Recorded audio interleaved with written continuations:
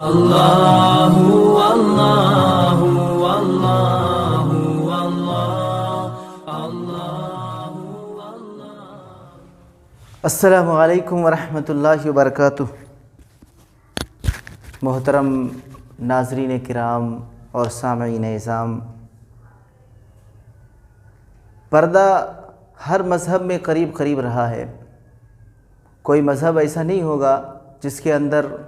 پردے کا وجود نہ ہو۔ اسلام سے پہلے جتنے بھی مذاہب ہیں، سب مذہب کے اندر، سارے مذاہب کے اندر پردے کا وجود ہے۔ البتہ مرد حضرات اور عورتوں دونوں کے جو پردے ہیں جدا جدا ہے، کیونکہ دونوں کی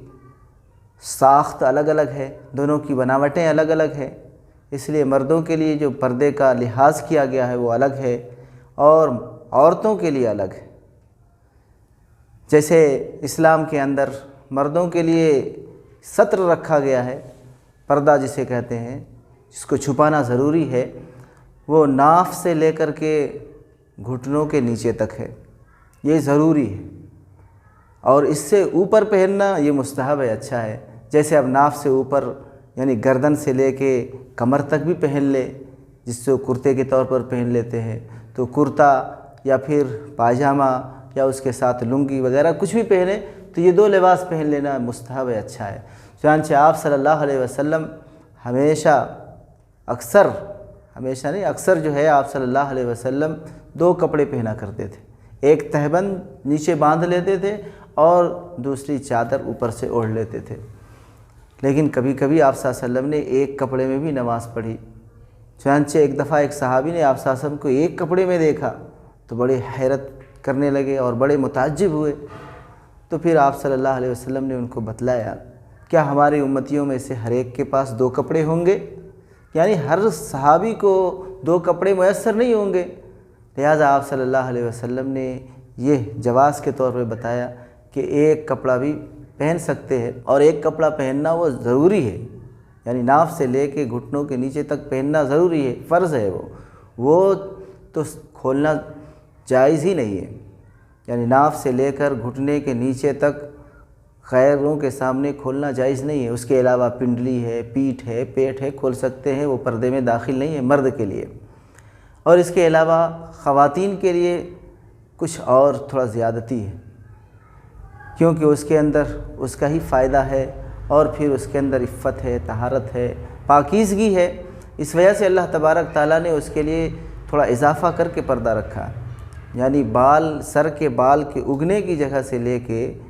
ٹخنوں کے نیچے تک، وہاں تک ان کا ستر ہے، یہ ضروری ہے، فرض ہے، چھپانا ہے۔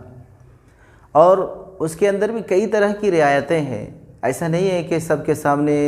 سبوں کے لیے بال سے لے کے ٹخنوں کے نیچے تک ستر کرنا ضروری ہے، پردہ کرنا ضروری ہے، فرض ہے، بلکہ شریعت نے کئی طرح کی رعایتیں رکھی ہیں۔ جیسے ایک رشتہ ہوتا ہے محرم کا رشتہ، محرم یعنی جس سے نکاح کرنا حرام ہے، اس سے نکاح ہوتا ہی نہیں ہے، یعنی شادی اس سے جائز نہیں ہے۔ جیسے باپ ہے، بھائی ہے، چچا ہے، اپنا چچا ہے، رشتے کا چچا نہیں بلکہ اپنا چچا، اور بھی چاہے وہ سوتیلا چچا ہو، چاہے وہ ماں شریک چچا ہو یا دودھ شریک چچا ہو، کئی طرح کے چچا ہو سکتے ہیں۔ تو بہرحال چچا ہے، ماموں ہے، اپنا ماموں، اور بیٹا ہے وغیرہ وغیرہ، بھانجا ہے، بھتیجا ہے، تو یہ سب رشتے جس سے کہ نکاح حرام ہے، ہمیشہ کے لیے حرام ہے۔ جیسے سسر بھی ہے، اس طرح سے تو ان لوگوں کے لیے کچھ تخفیف ہے، رعایت ہے۔ جیسے ان کے سامنے سر، چہرہ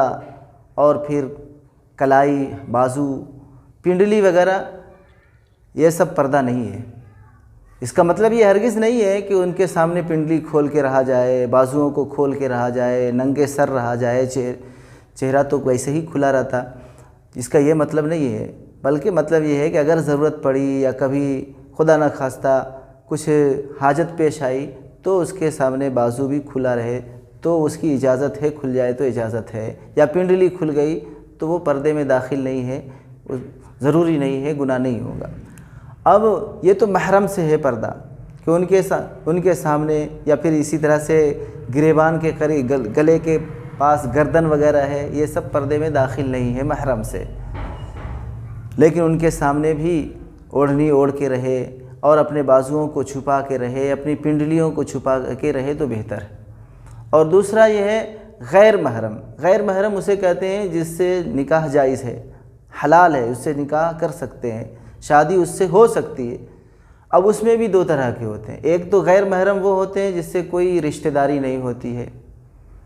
کو غیر وغیرہ رہتے ہیں، اور ایک وہ غیر محرم رہتے ہیں جن سے قریبی رشتہ داری رہتی ہے، جیسے چچا زاد بھائی ہوتے ہیں، ماموں زاد بھائی ہوتے ہیں، خالہ زاد بھائی ہوتے ہیں،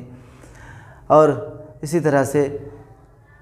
تو یہ قریبی رشتہ دار ہیں جو ہمارے گھر میں ایک ساتھ رہتے سہتے بھی ہیں۔ بعض گھروں میں بھائی کی اولادیں رہتی ہے، گھر ایک ہی ساتھ متصل رہتا ہے، ایک ہی گھر میں کئی بھائیوں کے بچے رہتے ہیں، پلتے ہیں، بڑھتے ہیں، پرورش کرتے ہیں۔ بعض جگہ ایسے ہوتے ہیں دو بہنیں ایک جگہ رہتی ہیں تو خالہ کے بیٹے سب بیٹیاں سب ایک ساتھ رہتی ہیں، ماموں کے بیٹے بیٹیاں ہیں۔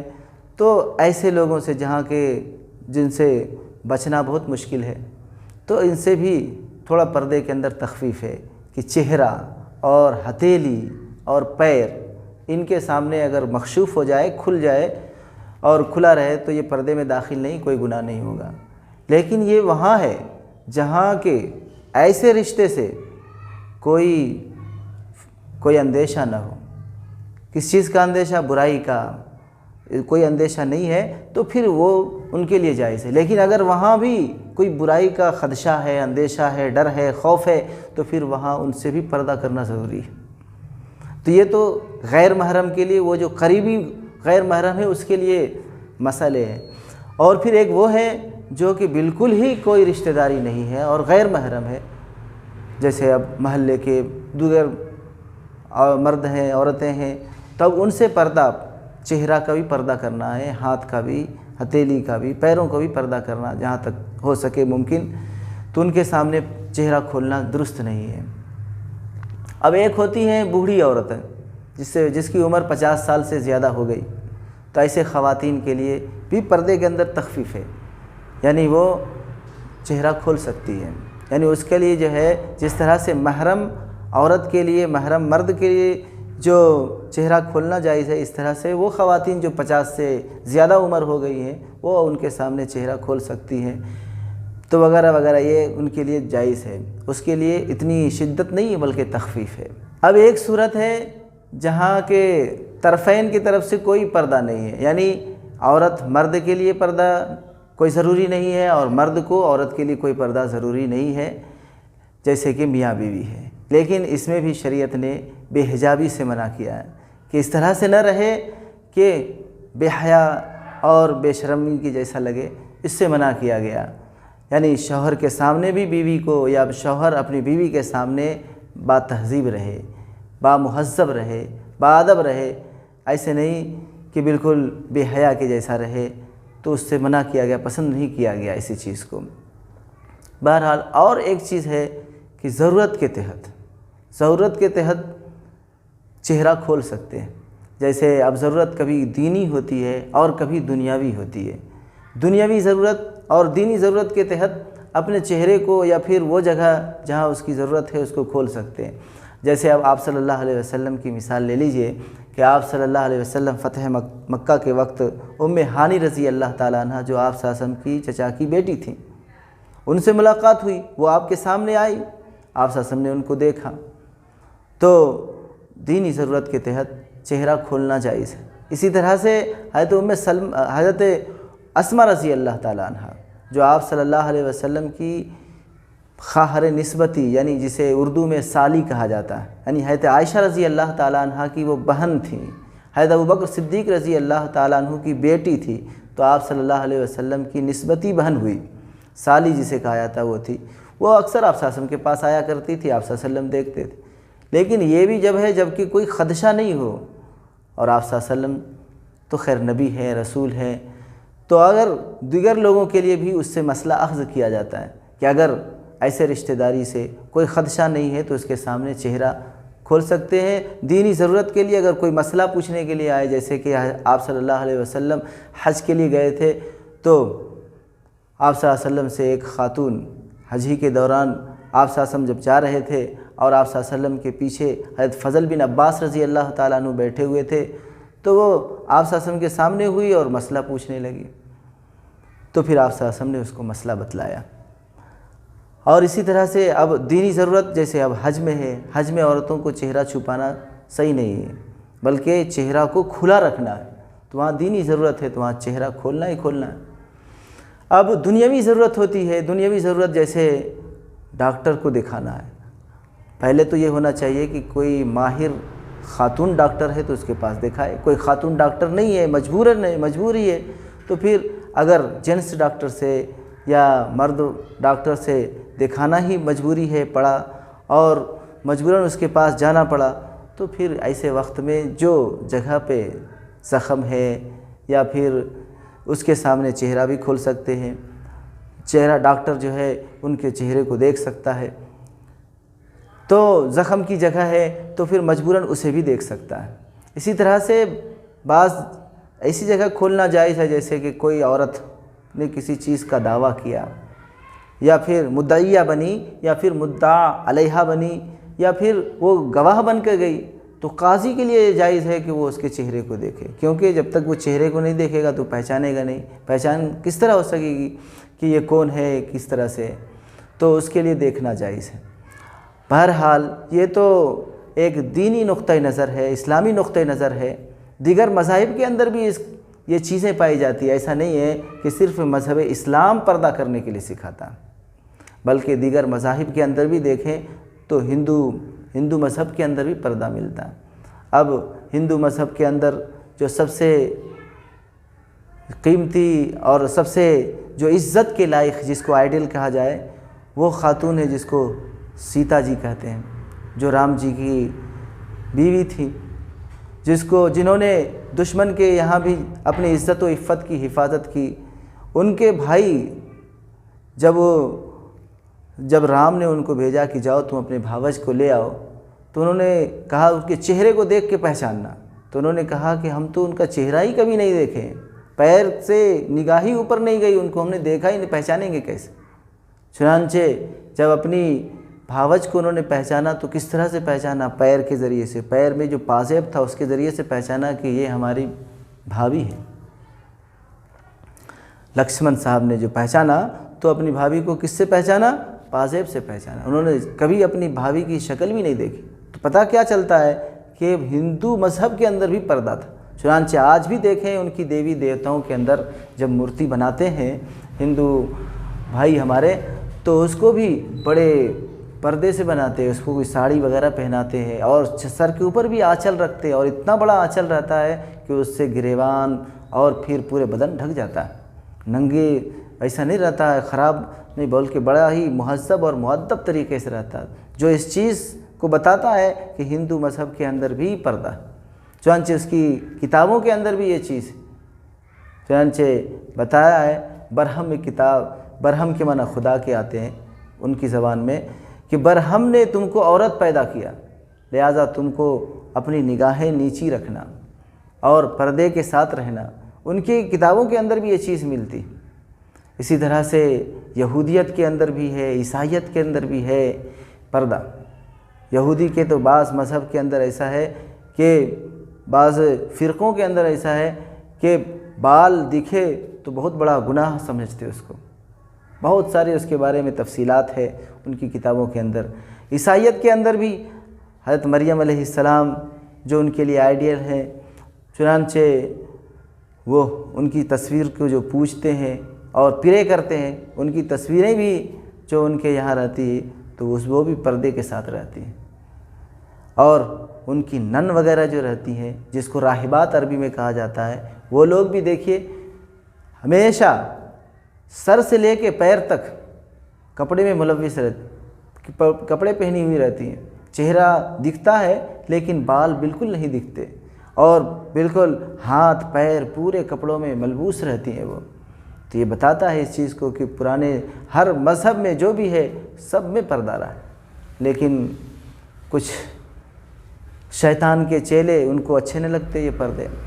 حالانکہ اس کے اندر عورت کی عزت ہے، حفاظت ہے، تحفظ ہے،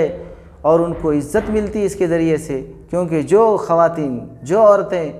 کپڑوں میں نہیں رہیں گی اور تنگ کپڑے میں، چست کپڑے میں اور تھوڑے کپڑے میں رہیں گی تو ان پر غیروں کی نگاہیں پڑتی ہے، وحشت ناک نگاہیں پڑتی ہے، اور وہ دوسروں کے ظلم و ستم کی زیادہ شکار بھی ہوتی، گندی گندی نگاہیں انہی پر پڑتی ہے۔ اور جو پورے ستر میں ہو، پورے پردے کے اندر ہو تو اس پر اچھی نگاہیں پڑتی ہے، بری نگاہیں پڑتی نہیں، اور برے لوگ اس کی طرف جھانکتے بھی نہیں۔ اب چنانچہ ایک مثال دیتے ہیں کہ دو خاتون، سمجھ لیجیے دو بہنیں، دونوں ایک ہی شکل کی صورت کی ہیں، دونوں خوبصورت ہیں، لیکن ایک حجاب کے اندر ہے اور ایک بالکل تنگ کپڑے میں، چھوٹا کپڑے میں پہن کے جا رہی ہے، دونوں ایک ساتھ جا رہی ہیں۔ تو جو اوباش قسم کے جو مرد حضرات ہوں گے، لڑکے ہوں گے، جو برے ہوں گے، وہ ان خاتون کی طرف نگاہ نہیں ڈالیں گے جو کہ ملبوس ہے، پورے کپڑے میں مہذب طریقے سے ہے، بلکہ وہ بار بار دیکھیں گے تو اس عورت کو دیکھیں گے، اس لڑکی کو دیکھیں گے جو پورے کپڑے میں نہیں ہے، ان کو چھیڑنے کی بھی کوشش کریں گے۔ تو بہرحال وہ کپڑا جو کہ سماج کو، معاشرے کو اچھائی سکھاتا ہے، اچھائی کی دعوت دیتا ہے اور برائیوں سے بچاتا ہے، لیکن شیطان کے چیلوں کو وہ کپڑے اچھے نہیں لگتے، اور وہ اپنے اسلام پر حملہ کرتے ہوئے یہ کہنا چاہتے ہیں کہ وہ پردہ کو چھوڑ دیں۔ تو میری درخواست ہے اسلام کی غیور خواتین سے، غیور بیٹیوں سے، کہ اسلام نے جو ہمیں لباس دیا ہے اور اسلام نے جو عورتوں کو پردے کا حکم دیا ہے وہ ہمارے لیے قابل فخر ہے، اور یہ ہمارے لیے اللہ تبارک تعالیٰ کی طرف سے دیا ہوا ایک بہت بڑا انعام ہے، جس کے اندر ہم اپنی عزت و عفت کی حفاظت کرتے ہیں اور ہم اپنی غیرت و حمیت کی حفاظت کرتے ہیں، لہٰذا اسے ہمیں اپنے ہاتھ سے کسی طرح سے جانے نہیں دینا چاہیے۔ اے میری قوم کی غیور بیٹیوں، بہنوں اور خواتین، یہ اسلام کا جو دیا ہوا بڑا تحفہ ہے پردہ، اسے اپنے ہاتھ سے کبھی جانے نہیں دینا، اور ان شیطان کے چیلوں کے کہنے سے ہمیں اس چیز کو اتارنا نہیں ہے اور ان کے وحشت ناک نگاہوں کے شکار بننا نہیں ہے۔ اللہ تبارک تعالیٰ نے صرف عورتوں ہی کو پردہ کا حکم نہیں دیا ہے، مردوں کو بھی دیا ہے، چنانچہ جہاں اللہ تبارک تعالیٰ نے عورتوں کو کہا کہ تم اپنی نگاہیں جھکا کے چلو، مردوں کو بھی حکم دیا ہے کہ تم اپنی نگاہوں کو جھکا کے چلو۔ تو لہٰذا ہمیں اپنے اسلام پر اور اپنے قرآن پر مضبوطی کے ساتھ قائم رہنا ہے اور ان کے حکم کو اپنی زندگی میں لا کے کامیابی کی زندگی بسر کرنا ہے۔ اللہ تبارک تعالیٰ سے دعا ہے کہ اللہ تبارک تعالیٰ ہم سب کو اپنے احکامات پر چلنے کی توفیق نصیب فرمائے اور پیارے آقا صلی اللہ علیہ وسلم کے لائے ہوئے دین سے بے انتہا محبت نصیب فرمائے، اور اسی پر ہم سب کو اللہ تعالیٰ جینا اور مرنا نصیب فرمائے۔